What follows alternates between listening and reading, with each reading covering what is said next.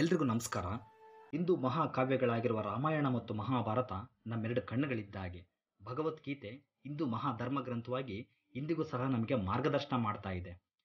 ಕುರುಕ್ಷೇತ್ರ ಯುದ್ಧ ರಣರಂಗದಲ್ಲಿ ಅರ್ಜುನ ತನ್ನೆಲ್ಲ ಪರಿವಾರದವರನ್ನು ನೋಡಿ ನಾನು ಯುದ್ಧ ಮಾಡಲ್ಲ ಅಂತ ಹೇಳಿದಾಗ ಶ್ರೀಕೃಷ್ಣ ಪರಮಾತ್ಮರು ಹೀಗೆ ಹೇಳ್ತಾರೆ, ಜಾತಸ್ಯ ಮರಣಂ ಧ್ರುವಂ ಧ್ರುವಂ ಜನ್ಮಂ ಮೃತ್ಯಸ್ಸಚ ಅಂತ. ಇದರ ಅರ್ಥ ಹುಟ್ಟುವವನು ಸಾಯಲೇಬೇಕು, ಸಾಯುವವನು ಹುಟ್ಟಲೇಬೇಕು ಅಂತ. ದ್ವಾಪರಯುಗದಲ್ಲಿ ಜನಿಸಿ ಇಂದಿಗೂ ಸಹ ಸಾಯದೆ ಬದುಕಿರುವವನು ಅಂದರೆ ಅವನೇ ಅಶ್ವತ್ಥಾಮ. ಅಶ್ವತ್ಥಾಮ ಯಾರು ಅಂತ ನೀವು ತಿಳ್ಕೋಬೇಕಂದ್ರೆ ಮಹಾಭಾರತದ ಕಥೆ ತಿಳಿಯೋದು ತುಂಬ ಅವಶ್ಯವಾಗಿರುತ್ತೆ ಮಿತ್ರರೇ.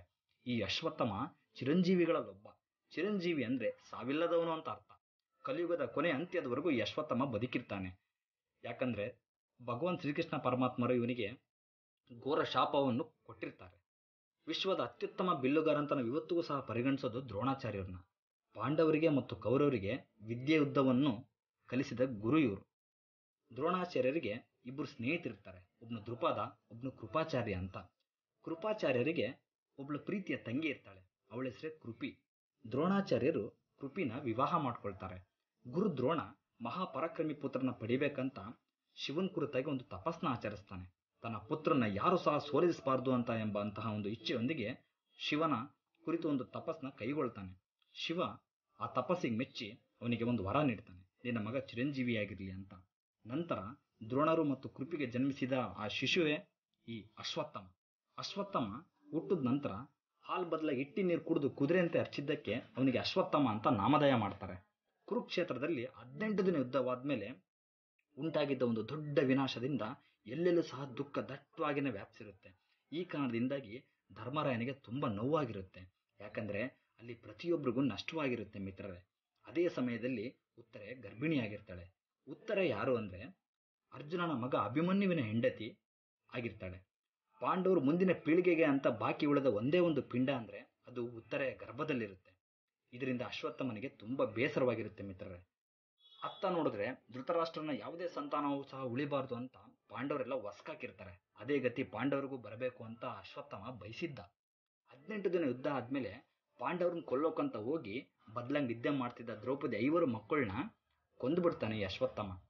ನಂತರ ಅಶ್ವತ್ಥಾಮ ಅವನ ಮಾರಕವಾದ ಬ್ರಹ್ಮಾಸ್ತ್ರದಿಂದ ಉತ್ತರೆ ಗರ್ಭಕ್ಕೆ ಮಗು ನಾಶವಾಗ್ಲಿ ಅಂತ ಬ್ರಹ್ಮಾಸ್ತ್ರನ ಪ್ರಯೋಗ ಮಾಡ್ತಾನೆ. ಆಗ ಶ್ರೀಕೃಷ್ಣ ಅವನ ದೈವಿ ಶಕ್ತಿಯಿಂದ ಬ್ರಹ್ಮಾಸ್ತ್ರ ತಗುಲುವ ಮೊದಲೇ ಉತ್ತರ ಗರ್ಭದ ಸುತ್ತಲೂ ಒಂದು ಭದ್ರವಾದ ಪೊರೆ ನಿರ್ಮಾಣ ಮಾಡಿರ್ತಾರೆ.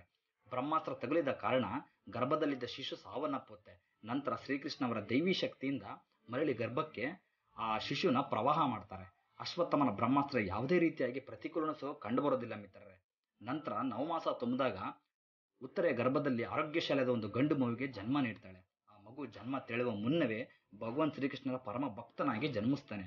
ಆ ಶಿಶುವೇ ರಾಜ ಪರೀಕ್ಷಿತ. ಶ್ರೀಕೃಷ್ಣ ಎಷ್ಟೇ ಅಶ್ವತ್ಥಾಮನಿಗೆ ಹೇಳಿದ್ರು ಸಹ ನೀನು ಬ್ರಹ್ಮಾಸ್ತ್ರ ಹಿಂದಿರುಗಿಸ್ಕೊ ಅಂತ ಅಂದು ಸಹ ಹಿಂದಿರುಗಿಸ್ಕೊಳ್ಳಲ್ಲ. ಯಾಕಂದ್ರೆ ಅಶ್ವತ್ಥಾಮನಿಗೆ ಪ್ರಯೋಗ ಮಾಡೋದಷ್ಟೇ ಗೊತ್ತಿರುತ್ತೆ ವಿನಃ ಮರಳಿ ವಾಪಸ್ ಪುಡಿಯೋ ವಿದ್ಯೆನ ಕಲ್ತಿರಲ್ಲ. ಶ್ರೀಕೃಷ್ಣ ತುಂಬ ಕೋಪಿಷ್ಠನಾಗಿ, ಅಶ್ವತ್ಥಾಮ ನಿನಗೆಷ್ಟೇ ಅವಕಾಶಗಳು ಕೊಟ್ಟರು ಸಹ ನೀನು ಸರಿಯಾದ ಮಾರ್ಗದಲ್ಲಿ ಸಾಗಲಿಲ್ಲ, ಅಜ್ಞಾನದಲ್ಲಿ ಜೀವಿಸ್ತಾ ಇರ್ತೀಯ. ಅಶ್ವತ್ಥಾಮ ನೀನು ಯಾರೂ ಮಾಡದ ಘೋರ ಪಾಪ ಮಾಡಿದೀಯ, ಪ್ರಪಂಚವನ್ನೇ ಕಾಣದ ಒಂದು ಮಗುವನ್ನು ನೀನು ಕೊಂದ ಕಾರಣ ನಿನಗೆ ಭಯಂಕರವಾದ ಶಾಪವನ್ನು ಕೊಡ್ತಿದ್ದೀನಿ ಅಂತ ಹೇಳ್ತಾನೆ. ಹೇಳಿ ಹಣೆಯಲ್ಲಿ ಇದ್ದಂತಹ ಒಂದು ಚಿಂತಾಮಣಿ ರತ್ನವನ್ನು ಕಿತ್ತು, ಅಶ್ವತ್ಥಾಮ ನೀನು ಇಲ್ಲಿವರೆಗೂ ಬರೀ ಜನ್ಮ ಮಾತ್ರ ನೋಡಿದ್ಯಾ, ಸಾವು ನೋಡಿಲ್ಲ. ಇನ್ನು ಮುಂದೆ ನಿನಗೆ ಸಾವು ನೋಡಲು ಕೂಡ ಸಾಧ್ಯವೇ ಇಲ್ಲ. ಈ ಜಗತ್ತಿರೋವರೆಗೂ ನೀನು ಬದುಕಿರ್ತೀಯ. ಯುಗ ಯುಗಗಳು ಕಳೆದರೂ ಸಹ ನೀನು ಸಾಯೋದೇ ಇಲ್ಲ. ಹಾಗೆ ರಕ್ತ ಕರ್ಕೊಂಡು ನರಳ್ತಾ ಇರ್ತೀಯ. ನೀನು ಯಾರ ಹತ್ರನೂ ಹೋಗಿ ಸಹಾಯವಾಗಿ ಕೈ ಚಾಚಿದ್ರು ಕೂಡ ಯಾರೂ ನಿನಗೆ ಸಹಾಯ ಮಾಡಲಾರರು. ಸ್ನೇಹಿತರೆ, ಇವತ್ತಿಗೂ ಸಹ ಅಶ್ವತ್ಥಾಮ ಬೆಟ್ಟ ಗುಡ್ಡಗಳಲ್ಲಿ, ಹಿಮಾಲಯದ ಬೆಟ್ಟ ಗುಡ್ಡಗಳಲ್ಲಿ ರಕ್ತ ಕರ್ಕೊಂಡು ಈಗಲೂ ಸಹ ಜೀವಿಸ್ತಿದ್ದಾನೆ ಅಂತ ನಮಗೆ ಮಾಹಿತಿ ಸಿಗುತ್ತೆ. ಭಗವಾನ್ ಶ್ರೀಕೃಷ್ಣರು ಶಾಪದ ಫಲಿತಾಂಶವಾಗಿ ಅಶ್ವತ್ಥಾಮ ಇಂದಿಗೂ ಸಹ ಮಧ್ಯಪ್ರದೇಶದ ಬುರಹಾನ್ಪುರ್ನಿಂದ 20 ಕಿಲೋಮೀಟರ್ ದೂರಕ್ಕೆ ಬಂದು ಅಶ್ವತ್ಥಾಮ ಶಿವನ್ ಪೂಜೆ ಮಾಡ್ತಾನೆ ಅಂತ ಸ್ಥಳೀಯರು ಹೇಳ್ತಾರೆ ಮಿತ್ರರೇ. ಮಧ್ಯಪ್ರದೇಶದಲ್ಲಿ ಅಸಿರ್ಗರ್ ಎಂಬ ಕೋಟೆಯ ಸರೋವರದಲ್ಲಿ ಬಂದು ಸ್ನಾನ ಮಾಡಿ ಕೋಟೆ ಒಳಗಡೆ ಶಿವನ್ ಪೂಜೆ ಮಾಡ್ತಾನೆ ಅಂತ ಅಲ್ಲಿನ ಸ್ಥಳೀಯದ ಮಾತಾಗಿದೆ. ಜಬಲ್ಪುರ್ನಲ್ಲಿರುವ ನರ್ಮದಾ ನದಿ ಗೌರಿ ಘಾಟ್ನಲ್ಲಿ ಸ್ನಾನ ಮಾಡುವಾಗ ಕಲ್ಲುಗಳ ಒಂದು ಕಾರಣದಿಂದ ಜಾರಿ ಬಿದ್ದಾಗ ರಕ್ತವನ್ನು ನಿಯಂತ್ರಿಸಲಾಗದೆ ಜಾಸ್ತಿ ಅಲ್ಲಿದ್ದ ಸ್ಥಳೀಯರಿಗೆ ಬಂದು ಅರಿಶಿನ ಕುಡಿ ಅಂತ ಕೇಳ್ತಾನೆ ಅಂತ ಈಗಲೂ ಕೂಡ ಅಲ್ಲಿನ ಸ್ಥಳೀಯರು ಹೇಳ್ತಾ ಇರ್ತಾರೆ. ಹಾಗೆ ಹಿಮಾಲಯದಲ್ಲಿ ಸಹ ಒಬ್ಬ ಸನ್ಯಾಸಿ ಕಂಡಿದ್ದಂತೆ. ಯಾರು ಈ ವ್ಯಕ್ತಿ 12 ಅಡಿ ಇಷ್ಟು ಎತ್ತರ ಇದ್ದಾನೆ, ಇಷ್ಟು ಅಗಲವಾಗಿದ್ದಾನೆ ಅಂತ ಕಂಡು ಅವನ ದೈವ ಶಕ್ತಿಯಿಂದ ಯೋಚಿಸಿದಾಗ ಇವನೇ ಅಶ್ವತ್ಥಾಮ ಅಂತ ಗೊತ್ತಾಗುತ್ತೆ. ನಂತರ ಹಿಮಾಲಯದ ಸುತ್ತಮುತ್ತಲಿರುವ ಹೋಟೆಲ್ಗಳಲ್ಲಿ ಇಂದಿಗೂ ಸಹ ಮಧ್ಯರಾತ್ರಿ ಬಂದು ಉಳಿದ ಆಹಾರ ಪದಾರ್ಥಗಳನ್ನೆಲ್ಲ ತಿಂದು ಅಲ್ಲಿದ್ದ 100-150 ಲೀಟರ್ ಗಟ್ಟಲೆ ನೀರು ಕುಡಿದು ಹೋಗ್ತಾನಂತೆ. ಆ ಅಶ್ವತ್ಥಾಮ ವರ್ಷಕ್ಕೊಂದ್ಸಲ ಬರ್ತಾನೆ ಅಂತ ಅಲ್ಲಿಯ ಸ್ಥಳೀಯರು ಈಗಲೂ ಸಹ ಹೇಳ್ತಾರೆ. ಅಷ್ಟಲ್ಲದೆ ಕರ್ನಾಟಕಕ್ಕೂ ಅಶ್ವತ್ಥಾಮ ಬಂದಿದ್ದ ಅಂತ ಹೇಳಿದ್ರೆ ನೀವು ಯಾರೂ ಸಹ ನಂಬೋಕ್ಕಾಗಲ್ಲ ಮಿತ್ರರೇ. ಹೌದು, ಅಶ್ವತ್ಥಾಮ ಕರ್ನಾಟಕಕ್ಕೂ ಸಹ ಬಂದಿದ್ದ. ಸಂತ ನಾರಾಯಣರು ಒಂದ್ಸಲ ಅಶ್ವತ್ಥಾಮರನ್ನು ಕಂಡಾಗ ಅಶ್ವತ್ಥಾಮ ಮಹಾಭಾರತ ಕಥೆಯನ್ನು ಹೇಳಿ ಅಂತ ನಿವೇದಿಸ್ಕೊಳ್ತಾರೆ. ಆಗ ಸಂತ ನಾರಾಯಣರು ದುರ್ಯೋಧನ ಸಾವಿನವರೆಗೂ ಕತೆ ಹೇಳಿದಾಗ ಅಶ್ವತ್ಥಾಮ ನಂತರ ದುಃಖಿತನಾಗಿ ಅಳಲು ಪ್ರಾರಂಭಿಸತೊಡಗ್ತಾನೆ. ಸಂತ ನಾರಾಯಣರು ಅವರ ಪತ್ನಿಗೆ ಕಥೆನ ಸಂಪೂರ್ಣವಾಗಿ ಹೇಳಿದ್ರಂತೆ.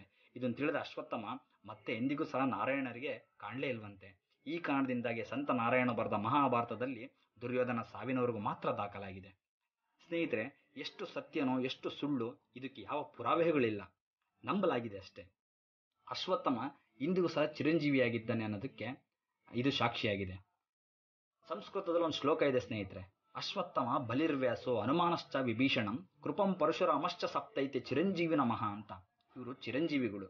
ಈ 7 ಜನ ಚಿರಂಜೀವಿಯವರು ಇಂದಿಗೂ ಸಹ ಇದ್ದಾರೆ ಅಂತ ನಾವು ಪುರಾಣದಿಂದ ಕೂಡ ಕೇಳಿದ್ದೀವಿ. ಹಾಗೂ ಕೂಡ ಅಶ್ವತ್ಥಾಮನ ಒಂದು ಕಾರಣದಿಂದಾಗಿ ನಾವು ನಂಬಲಾಗಿದೆ. ಸಚ್ಚಿದಾನಂದ ಪರಬ್ರಹ್ಮ ಭಗವಾನ್ ವಿಷ್ಣುದೇವ ಕಲಿಯುಗದಲ್ಲಿ ಶ್ರೀ ಕಲ್ಕಿ ರೂಪ ತಾಳಿ ಕಲಿಯುಗ ಅಂತ್ಯ ಮಾಡ್ತಾನೆ ಅಂತ ಸಹ ಹೇಳಲಾಗಿದೆ. ನೋಡಿ ಮಿತ್ರರೇ, ಅಶ್ವತ್ಥಾಮ ದ್ವಾಪರಯುಗದಲ್ಲಿ ನಡೆದ ಒಂದು ಕುರುಕ್ಷೇತ್ರ ಯುದ್ಧದಲ್ಲಿ ಅಧರ್ಮದ ಪರ ಕೈ ಜೋಡಿಸಿ ಅವನು ಯುದ್ಧ ಮಾಡಿ ಶಾಪಕ್ಕೆ ಒಳಗಾಗ್ತಾನೆ. ಪುರಾಣದ ಪ್ರಕಾರ ಏನು ಹೇಳುತ್ತೆ ಅಂದರೆ, ಕಲಿಯುಗದಲ್ಲಿ ಶ್ರೀ ಕಲ್ಕಿ ರೂಪ ತಾಳಿ ವಿಷ್ಣುದೇವ ಕಲಿಯುಗದ ಅಂತ್ಯಕ್ಕೆ ಬಂದಾಗ ಅಶ್ವತ್ಥಾಮ ಶ್ರೀ ಕಲ್ಕಿಯ ಜೊತೆಗೆ ಧರ್ಮದ ಪರವಾಗಿ ನಿಂತು ನಮ್ಮನ್ನೆಲ್ಲ ಅಂತ್ಯ ಮಾಡ್ತಾನೆ ಅಂತ ಪುರಾಣ ಹೇಳುತ್ತೆ.